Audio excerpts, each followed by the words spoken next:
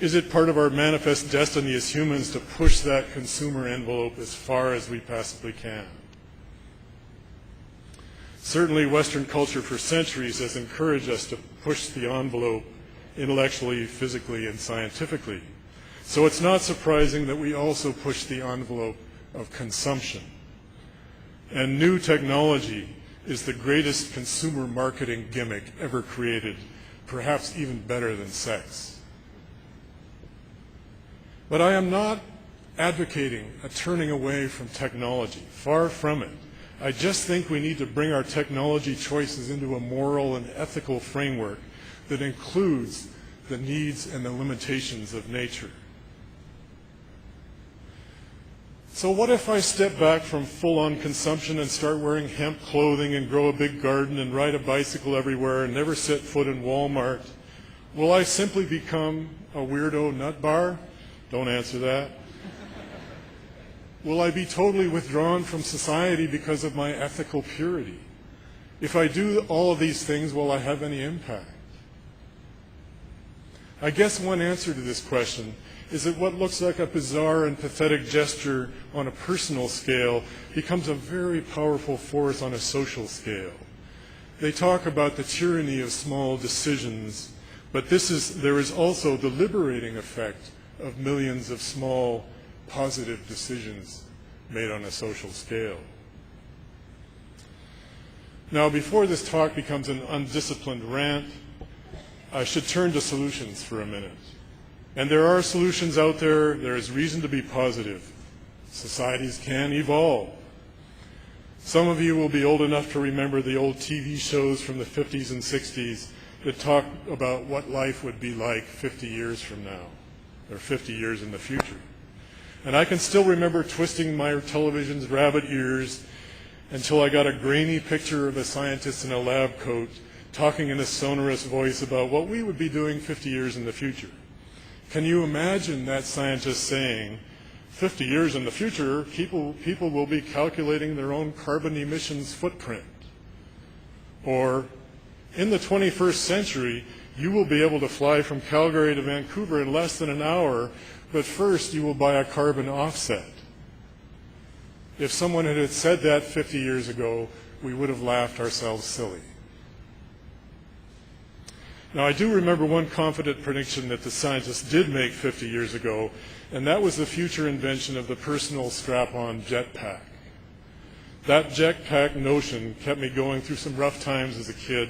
The idea that someday, instead of having to mow the lawn or clean up my bedroom, I'd be able to strap on a couple of these gleaming cylinders and rocket over to my friend's house 3 blocks away.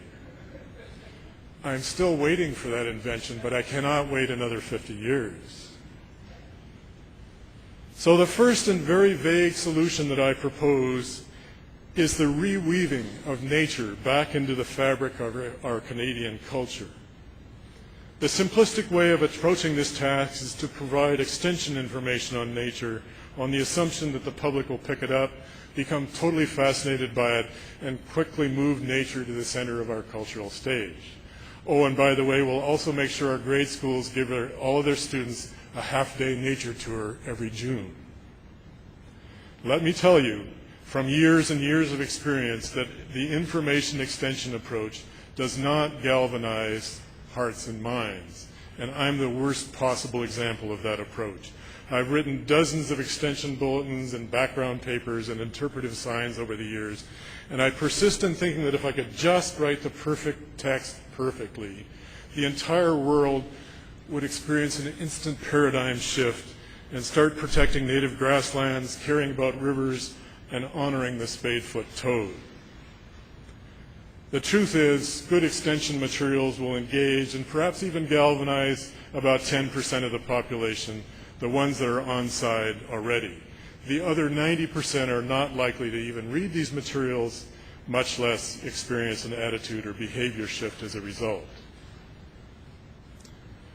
So what I propose instead, thank you, is to give nature a cultural and artistic context, a packaging, if you will. Nature needs story. Think of Farley Mowat's Never Cry Wolf, or Wallace Stegner's Wolf Willow. Nature needs art.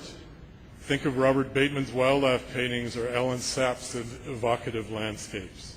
Nature needs music. Think of Vivaldi's Four Seasons. Nature craves images of itself, such as the images of Ansel Adams or the films of Godfrey Reggio. Nature needs poetry, pottery, interpretive dance, and performance art.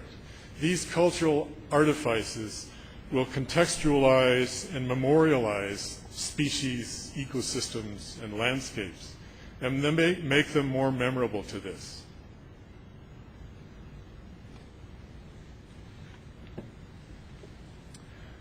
The second vague solution I propose lies in the field of agriculture.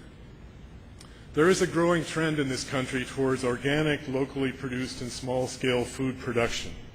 The strength of this trend is remarkable, given that it has virtually no commercial backing, and on top of that, flies in the face of half a century of agricultural trends in the opposite direction, towards high-input, distantly produced, and corporately concentrated food production. By supporting low-input, local, and small-scale food production through the usual tool chests of policies, tax incentives, and other devices available to governments, I think we could amplify and accelerate a social trend that is already in motion. The third solution I propose is to impose taxes on fossil fuel that would eventually double its current price, and to divert the tax money into climate change mitigation and adjustment strategies. Fossil fuel is so central to our economy that any significant price increase sends an incredibly powerful conservation ripple throughout every sector of the economy. Sure, a carbon tax is fraught with inequities and it's political suicide, but what other measure can you suggest that would bring our petrochemical gluttony under control? We do have a small precedent in the form of the tobacco tax. Governments recognized the clear public health dangers of smoking and imposed a sin tax on cigarettes, which was insignificant at first, but it gradually ramped up to the point that now it is a significant deterrent and has demonstrably reduced cigarette consumption in spite of tobacco's addictive powers. And the public has grudgingly gone along with this tax, in effect saying to government, we can't stop this habit ourselves. We're giving you the authority to make it financially painful for us to continue that habit. Let's see if we can employ this model to reduce our gasoline addiction.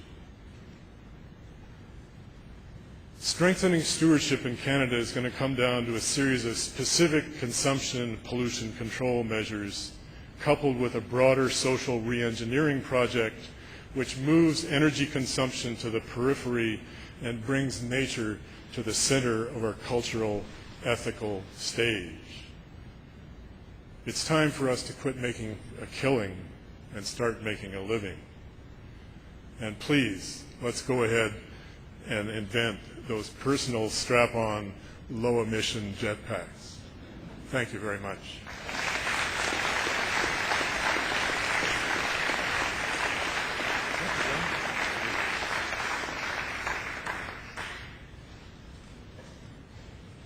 That was very, very good, thoughtful, and I hope many of you take the opportunity to talk to Don during the coffee, which is going to come up in a little while. Our second speaker, as known to many of you, Dr. Vic Adamovich, and he is speaking on overspending our natural capital.